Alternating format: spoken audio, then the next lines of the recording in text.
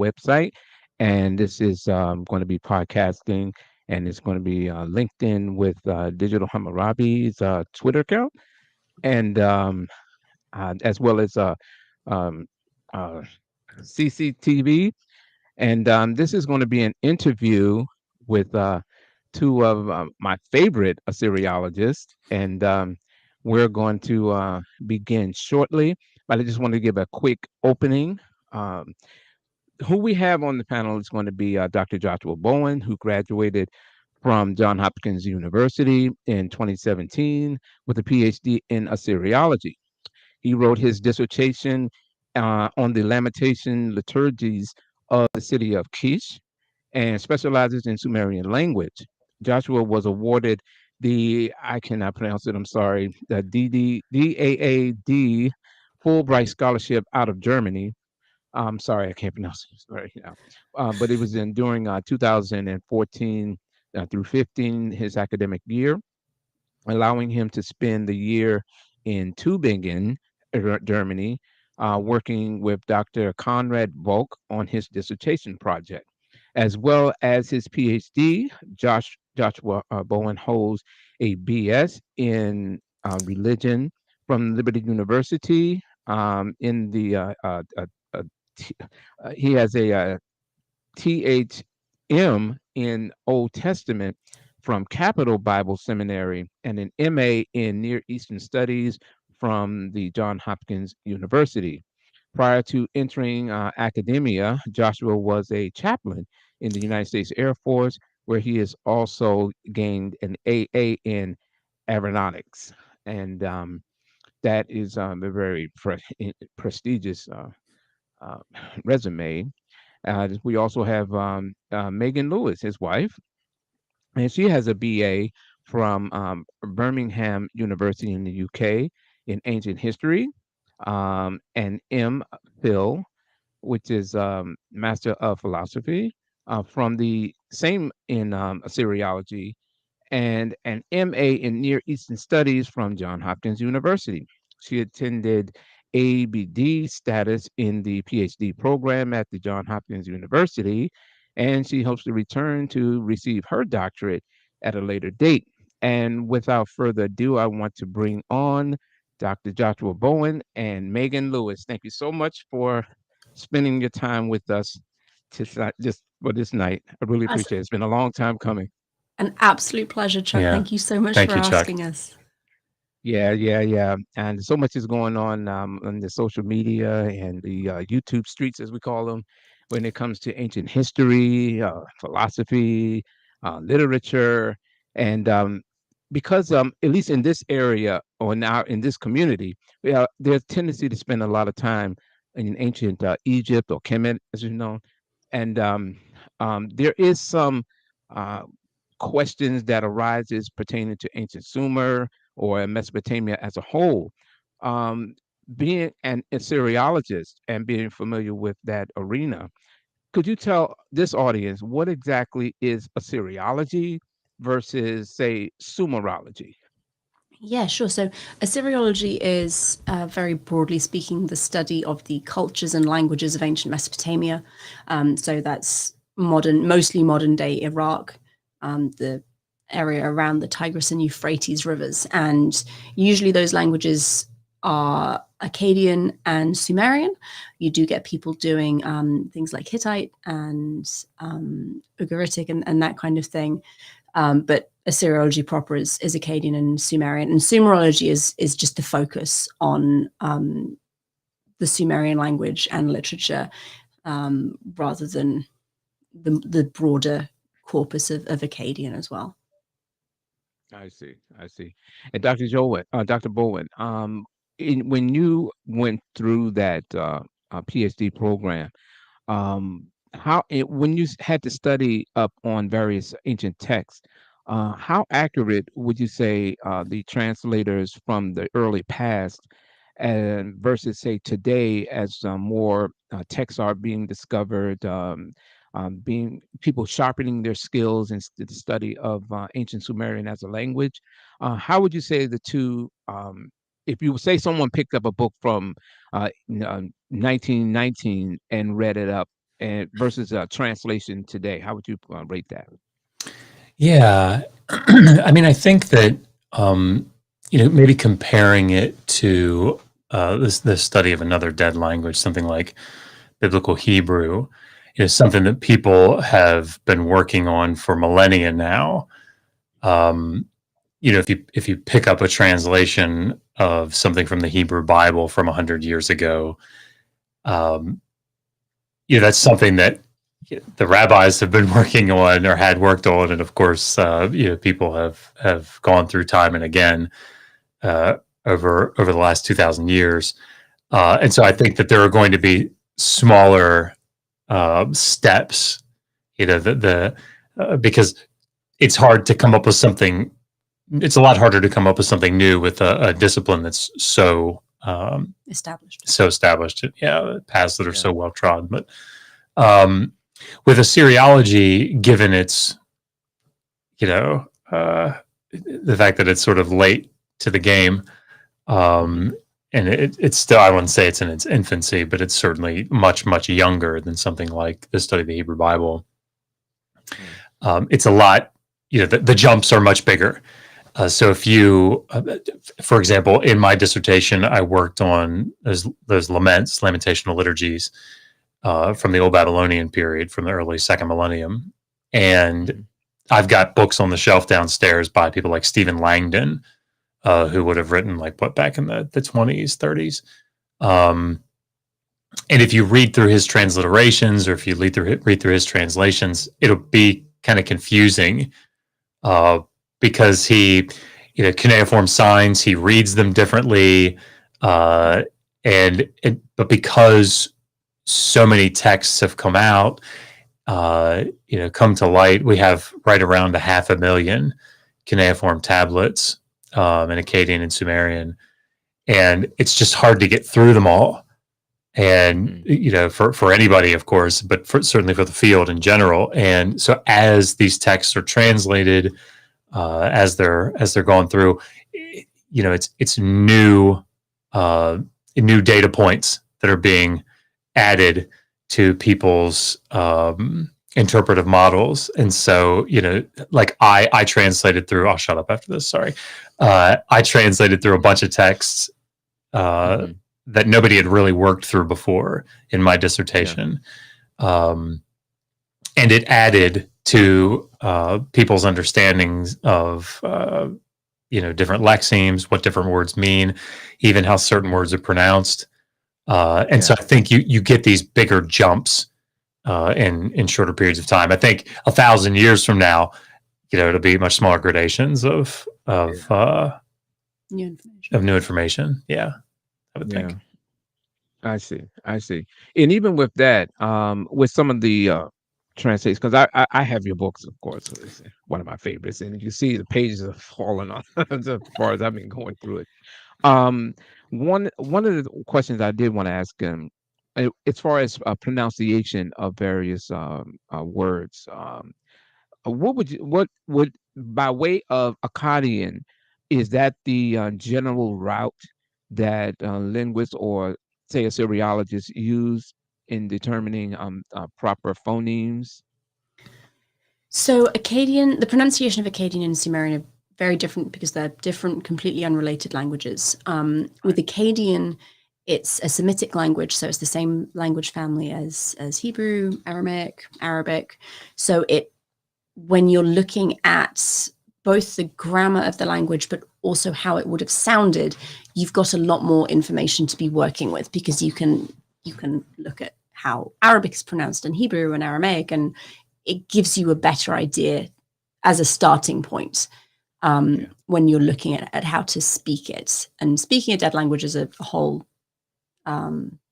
different kettle of fish than the grammar in itself. But with Akkadian, we were in a much better place to begin with. Sumerian is more tricky because we don't have any related languages to look at and say, oh, well, this is how it sounds now. So maybe it would have sounded similar 4,000 years ago. But there is still some information that we can use. There are bilingual texts and word lists that give you essentially the pronunciation of Sumerian using Akkadian. And actually, this is kind of your dissertational Yeah. wheelhouse. So one of the interesting things about the texts that I worked on in my dissertation was they are written phonetically. So in case anybody, maybe doesn't understand exactly what that means, if I were to say, if I were to write out the word dogs phonetically, I wouldn't write D-O-G-S, I would write D-O-G-Z, because that's how it sounds. And we see this sort of thing when, if you go to like a graduation and they ask you to write your name so that the speaker can pronounce it as you walk up and get your diploma. They want you to write it out phonetically. So like I would write Joshua, instead of spelling it J-O-S-H-U-A, I would write, J-A-H dash S-H-O-E dash W-A-H, right? And that's how these texts are written. Many of them are written. They're written out phonetically like this in Sumerian. And I wrote about this in the Learning to Pray in a Dead Language book, and tried to explain why I think this was the case. But the salient point here, I think, is that when you have words being written out as they sound in Sumerian, this, even though it's not, it's not like the final, the final word on it or anything, it gets us closer, definitely closer, because we can say, oh, okay, that particular sign, it seems like when they write it out as it sounded, they're writing it like this, and so it gets us closer to like vowel coloring and those sorts of things. So it's very difficult, very complex, I suppose, but Yeah. fun. And I guess that's why so many years are being invested in that study. Yeah. That's very interesting. And in regards to that, would you agree or disagree that, say, some of the Old Testament scribes had adopted much of those earlier legends that we find in, say, Genesis, which seem to have a similarity to story texts from ancient Sumer, Akkad, or even Babylon or Babylonian? Absolutely. And I think that's not a controversial thing. It does surprise people who are maybe less familiar with academic scholarship of the Hebrew Bible, but it's scholarly consensus that a lot of the stories from Genesis especially are drawing from older Mesopotamian, Sumerian, and Akkadian mythologies. So the one that people often go to because it's so easy to see is the flood narrative. There's an old Sumerian flood narrative Epic of Gilgamesh. So the Sumerian flood narrative is reproduced in the Epic of Gilgamesh, which is what a lot of people are much more familiar with. And you have Utnapishtim, who is the Sumerian Noah, for want of a better phrase, sending out 3 birds, and they don't come back, and then that's how he knows that the waters have subsided. What the Israelite scribes do is they take these mythologies, and for those who are listening who may be a little bit skeptical, the reason we know that the Sumerian and the Akkadian ones came first is because we have clay tablets that are much, much, much, much older than any kind of evidence we have for the written Hebrew Bible. They predated by I don't know how long. Yeah, I mean, I think scholars would probably say, earliest 10th century, probably 9th century is when, writing really starts to develop. Hebrew starts to develop in Israel. And so, if you're talking, and of course, I think the Genesis 6-9 account develops much later than that. But, we've got Atrahasis, of course, is, like 18th century, goes back to the Old Babylonian period. And of course, they're pulling from Sumerian precursors. Zia Sudra. And so, yeah, I mean, I think you're talking about at least 1,000 years, if not closer to 1,200. But the thing that Mhm. I always try and emphasize when I talk about this is that it's not, and you get people say, oh, the Genesis is plagiarized from Sumerian mythology. It's not plagiarism. Mhm. It's something much more complicated and much more interesting than that. Plagiarism is taking something and reproducing it essentially word for word and saying, this is mine, rather than I took this from these people over here. What the Israelites do with the Babylonian Mesopotamian mythologies is they rework them to say something different. So if you look at the flood narrative, what's happening is the gods are destroying humanity because there's too many of us, we're too noisy, they can't sleep, and they just are kind of done with the whole humanity as pets thing. In reverse, what Yahweh is doing is for our own good, essentially, is how it's portrayed. He doesn't want to, we forced his hand because we're too evil, too bad. So he saves the few good people and wipes everybody else out. So instead of the capriciousness of the gods, we've got Yahweh doing what he has to do for the good of humanity. So Mhm. it's taking something already in existence and reworking it to show the power and mercy of your God as opposed to everybody else's gods.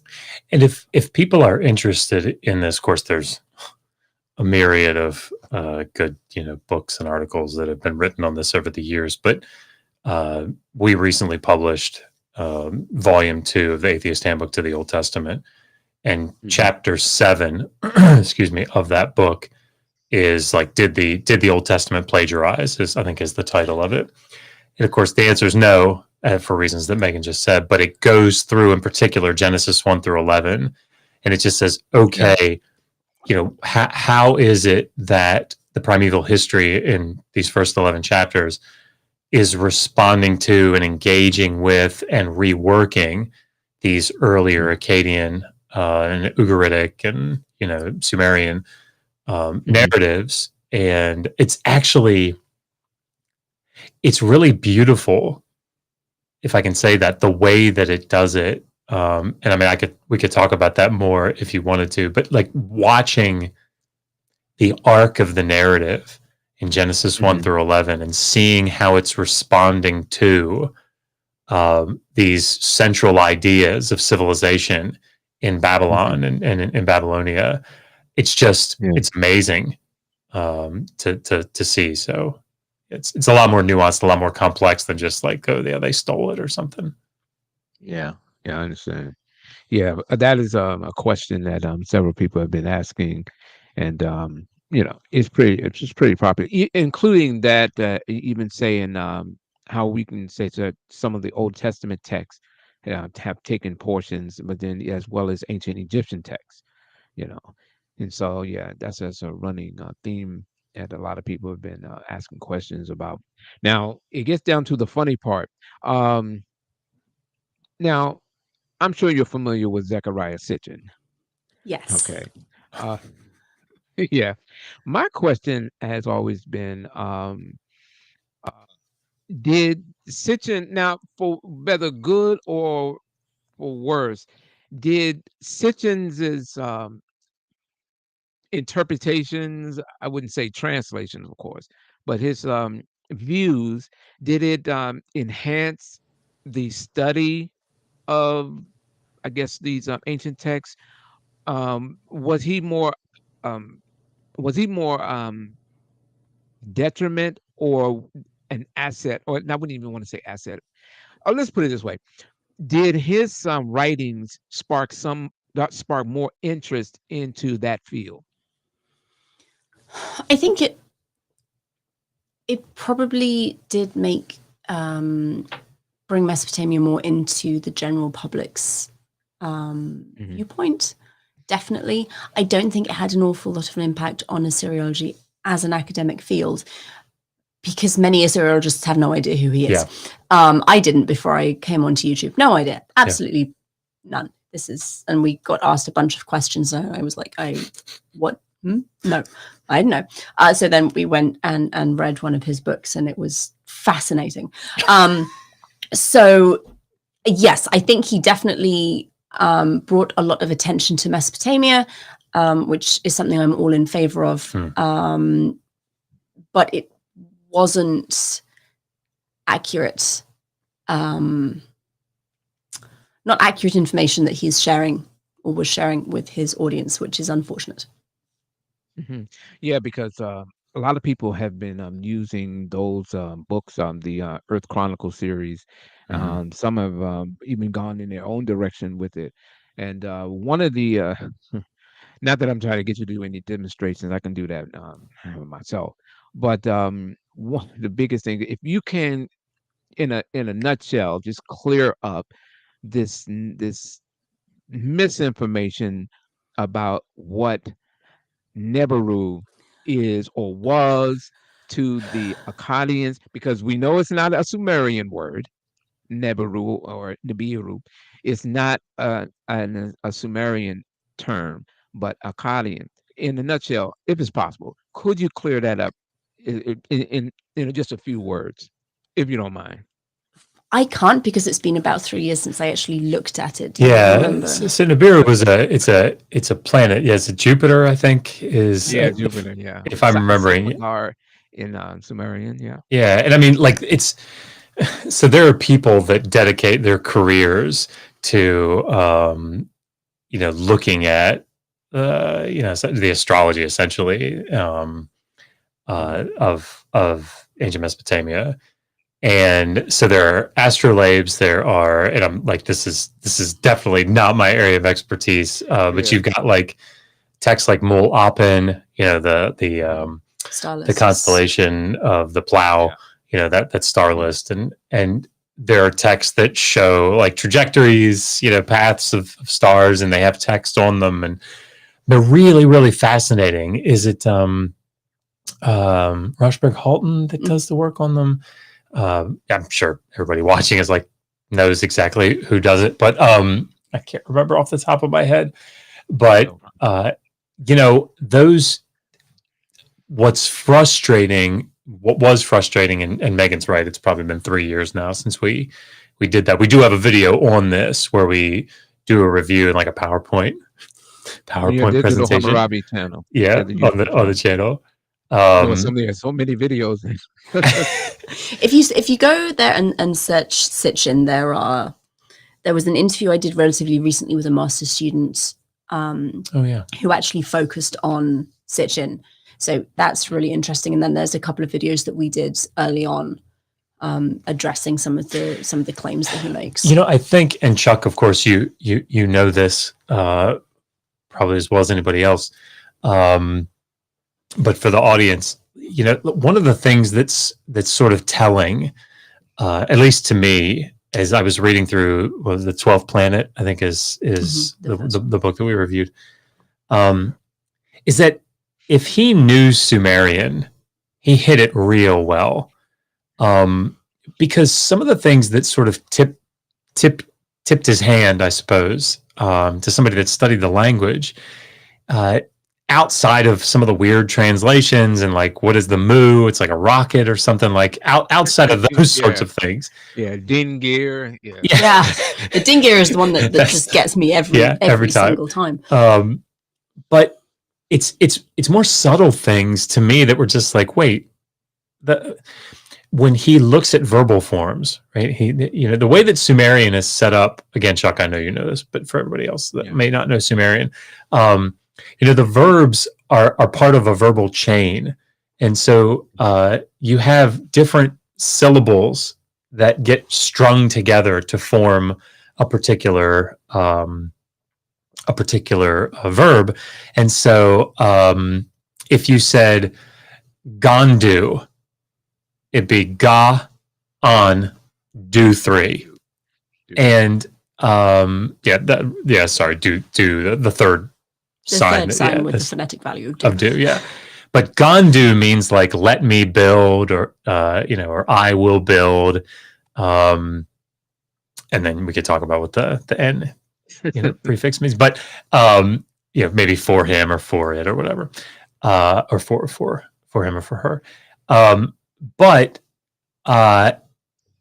individually, ga in Sumerian, ga as a word on its own means milk.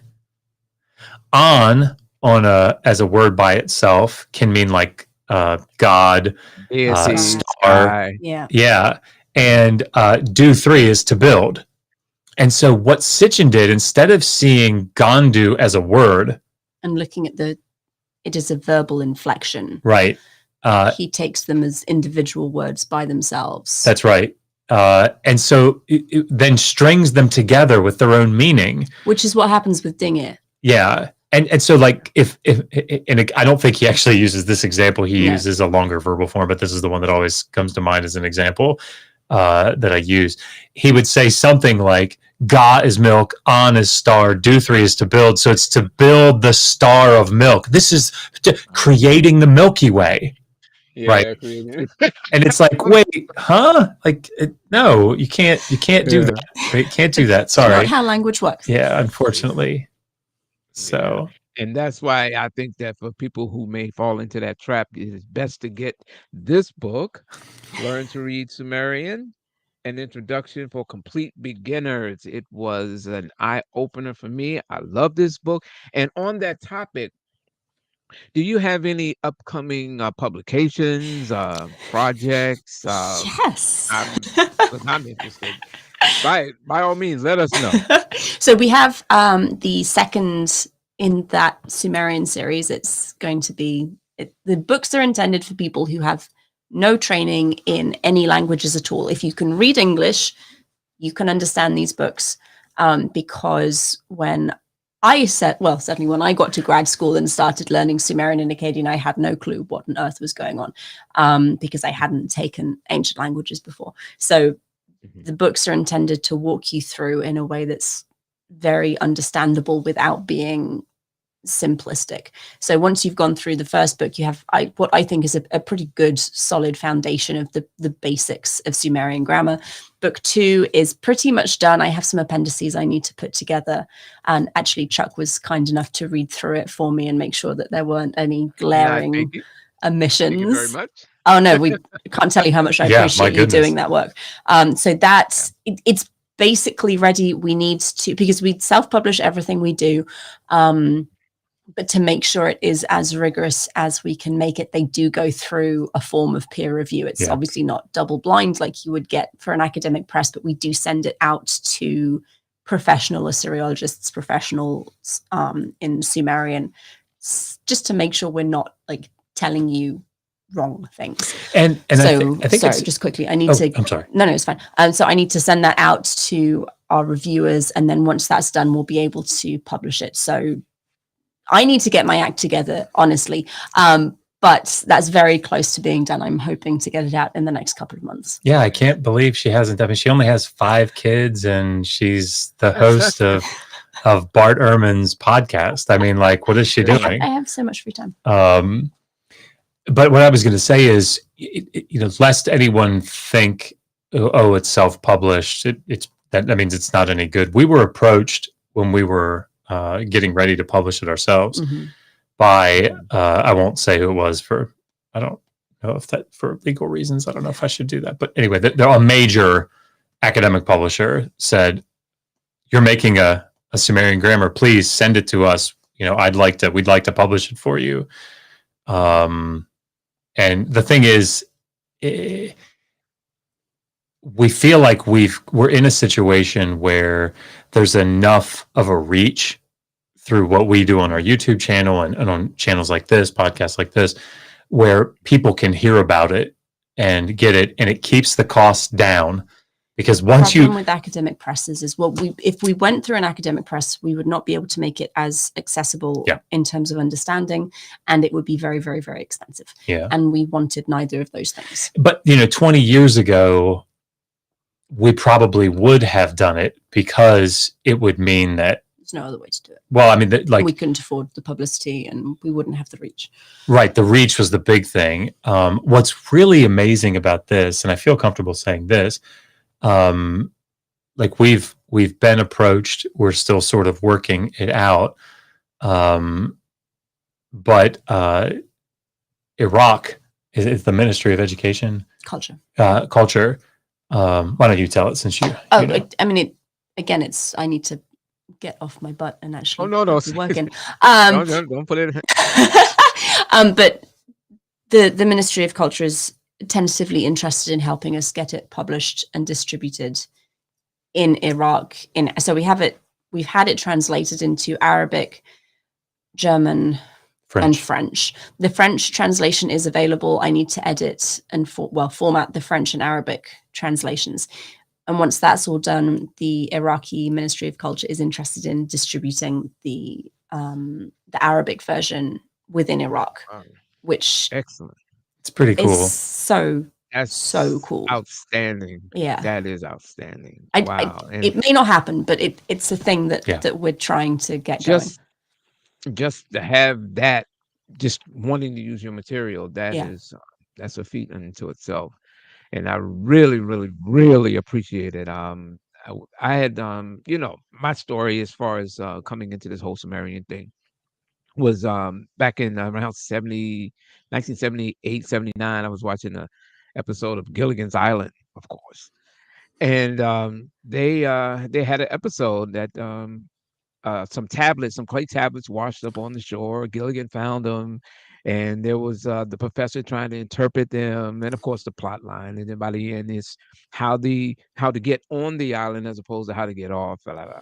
But that left something in me that caused me to want to look into that even more. And I've been kind of following it, and it didn't really get down to studying the language itself until I'd say the last 2 or 3 years. And when I finally came across you two, I just was hooked because your book, it is so easy to read. I mean, for complete beginners indeed, but just the way that you simplify it and just put it in simple terms that any layperson can read this and grasp it. And the way you almost leave the plot to where you just want to go to the next chapter, the next chapter, the next chapter. I love it. I highly recommend it. It's one of the best. As a matter of fact, it's the best one that I've read so far, and I've read a number of them. And I really do appreciate you coming on here, spending your time. I know it's a hectic schedule. It's been a while, and I really do want to say I thank you so much for taking that time and sharing your time with us. And we're going to put your of course, the website, your Twitter page, some of the publications. We're going to put in the chat as well as on the page so everyone will see it, because I highly recommend it. If you're interested in this level of information, just be ready for it, because it's a lot, and it is fun for me. It's fun. I can look at a text now and I said, okay, especially when you get around to like Third Dynasty. During that period, my favorite, of course, is Gudea. Yep. Yeah.